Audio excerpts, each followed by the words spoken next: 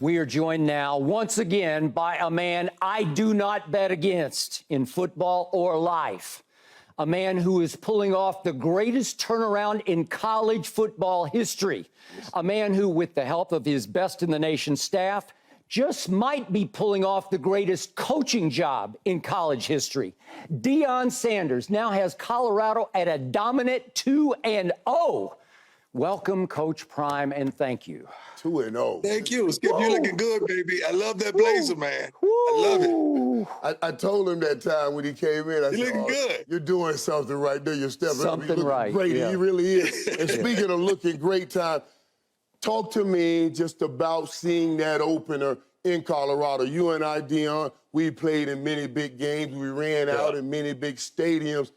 Compare what you saw in that opener, because it was incredible. I'll dial it back a little bit, Mike. I stayed the night here, the night before. I slept in my office because I wanted to get up and see the transformation. I wanted to see empty to full and just see it, how it just all came together.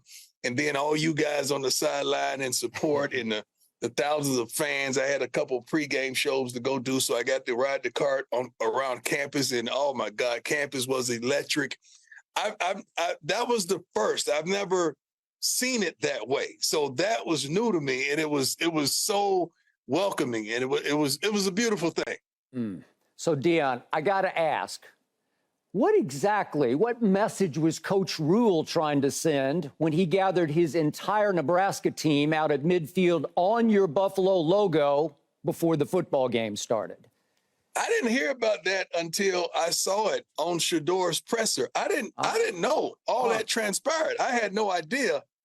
All I know is during the game, after Shedeur made, Mike, you remember he made that like Heisman type scramble and threw the extra point in. And he took off his helmet and he was strutting. And I said, come here, boy, come here. And I turned into Dad for a minute. I said, son, you cannot do that. You cannot take off your helmet. He said, Dad, it's personal. It's personal. Ooh. It's personal. And let me bring he this ran part. off. He said, Dad, it's personal. And he ran off. Like, it was really authentic. He was really, I didn't know none of that transpired early before the game. I had no idea. And Tom, let me bring the audience in, because it's interesting when you say what you said, what Shedeur said. I was in there. I was in the locker room and doing the pregame speech, doing when you came out and everybody's in the locker room and you started talking to the team. The first thing you said, this is our house. It's personal. It's personal. Right. So him repeating that in that moment on the field, it is all of your messaging gets to these kids and they take it at the highest level.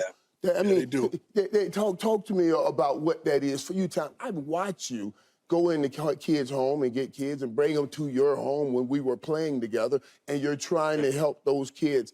Talk to me when you see that kind of thing, your messaging resonating and regurgitated at that moment by that player. I think one of the greatest gifts that God has blessed me with is I said no ability to be able to recant the recruiting trip, recant the mother, recant the father, recant the sibling, that recant something that transpired that brought us together.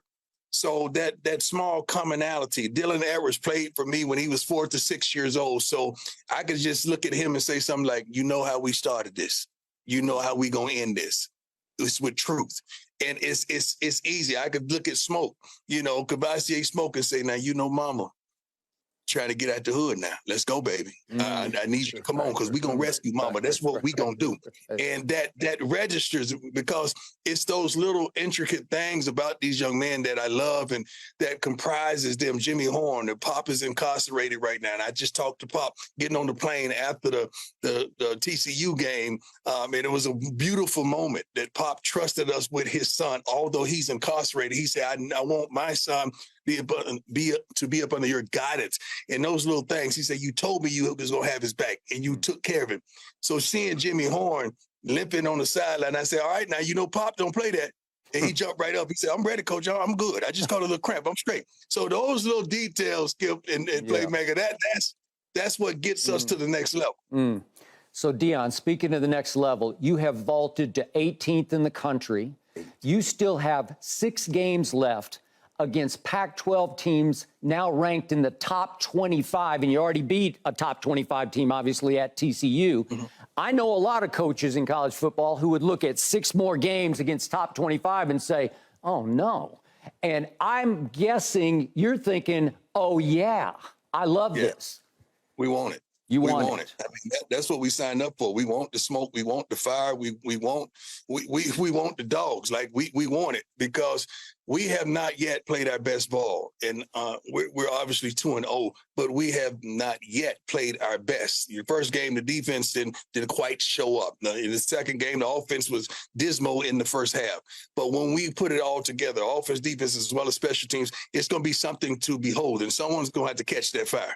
They're going to have to catch that heat. But I promise you, these young men that's inside this locker room, as well as the coaching staff, we want it.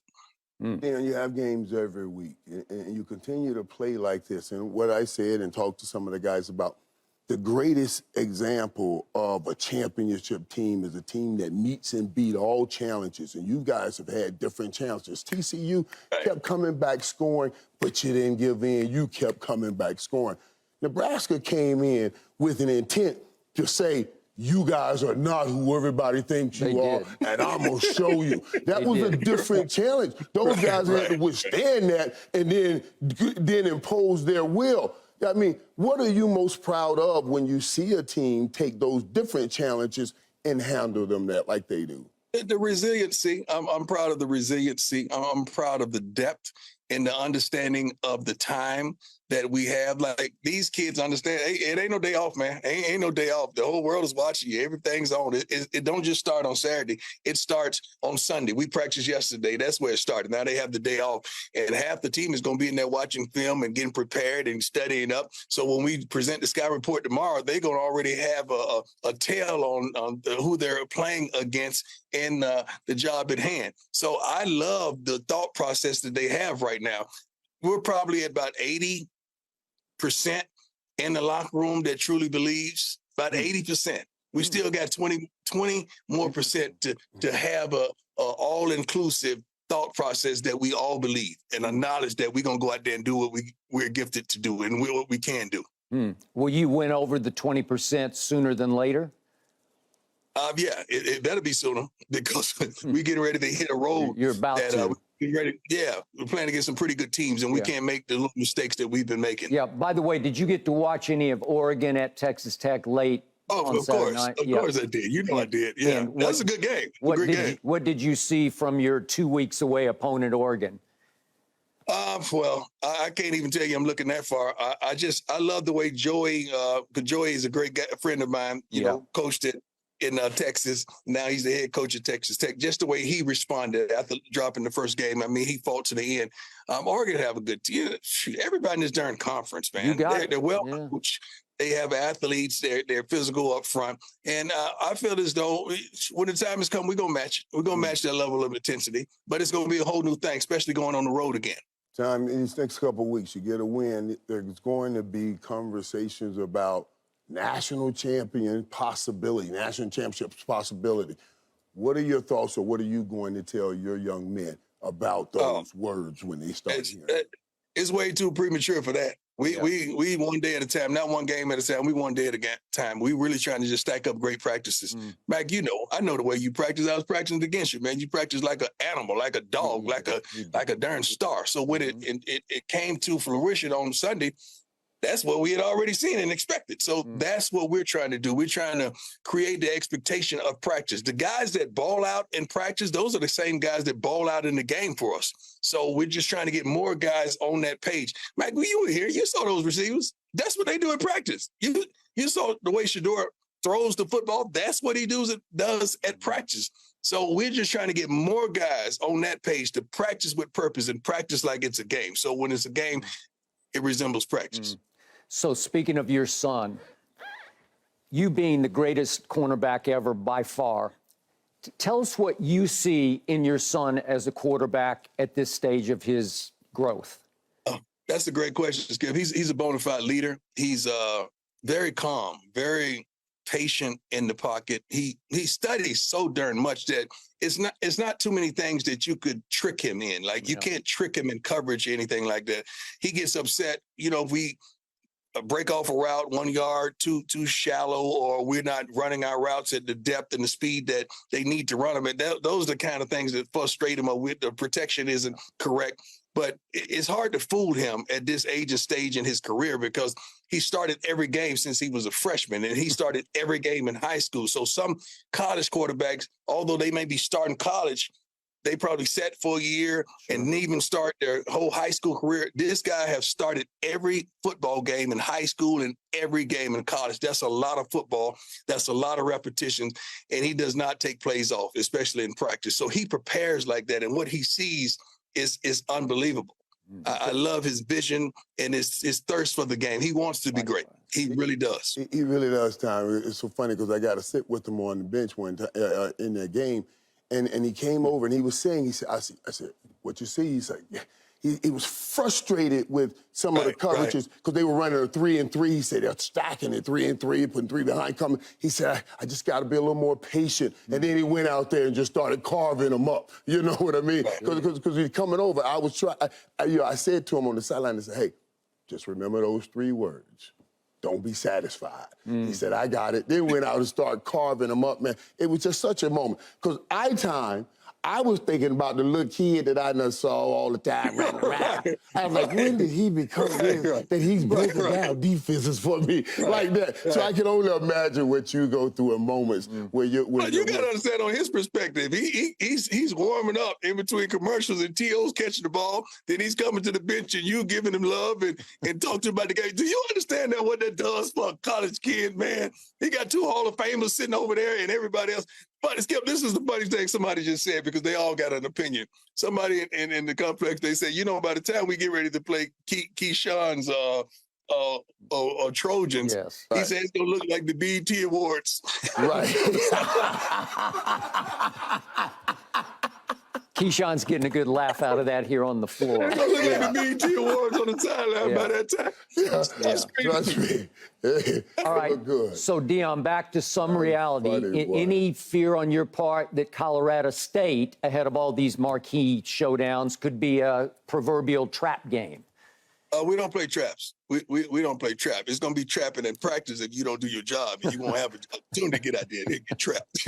like we practice with purpose, and we have too much of a mature staff to allow something as ignorant as that to happen, because, we're slowly but surely, and these kids love the attention, they love the focus, they love the notoriety, but they understand that comes with work and that comes with performing. So all that can evaporate instantaneously if you don't do your job.